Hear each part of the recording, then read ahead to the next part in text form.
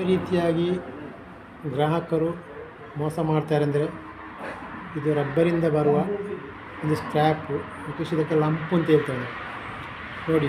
ಚಿಪ್ಪಿಯೊಳಗೆ ಕಲ್ಲು ಹಾಕಿ ಮತ್ತೆ ಟ್ಯಾಪಿಂಗ್ ಮಾಡಿದಾಗ ಅದರೊಳಗೆ ಹಾಲು ಬರ್ತದೆ.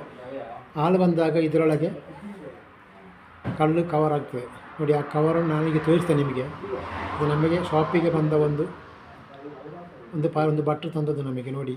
ಯಾವ ರೀತಿ ಮೋಸ ಜನಗಳಿಗೆ ಕಸ್ಟಮರ್ ಯಾವ ರೀತಿಯಾಗಿ ಮೋಸ ಮಾಡ್ತಾರೆ ಅಂತ ನೋಡಿಕೊಳ್ಳಿ ಆಯಿತಾ. ಕೊಯ್ತೇನೆ ನೋಡಿ. ಇದರೊಳಗೆ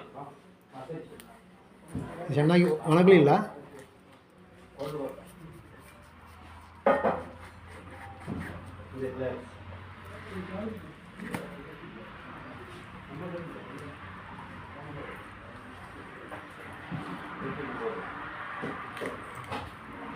ನೋಡಿ ಕಲ್ಲು ಇದು ಕಾಣ್ತಲ್ಲ, ಇದು ಪ್ಯೂರ್ ಕಲ್ಲು. ಟೋಟ್ಲಿಂದ ತೆಗೆದ ಕಲ್ಲು ಈಗ 1 kg ಕಳೆಯಿತು. ಈಗ ಕಟ್ ಮಾಡಿ ಇದು ಸ್ಯಾಂಪಲ್ನ ತೋರಿಸಲಿಕ್ಕೆ ಬೇಕಾಗಿ ನೋಡಿ. ಇದೊಂದು ಭಟ್ರು ಅವ್ರು ಬರ್ತಾರೆ ಇವತ್ತು. ಬಂದರೆ ನಿಮಗೆ ಅವರ ಫೋಟೋ ಸಮೇತ ನಾವು ಹಾಕ್ತೇವೆ ಎಲ್ಲ ಇದರಲ್ಲಿ.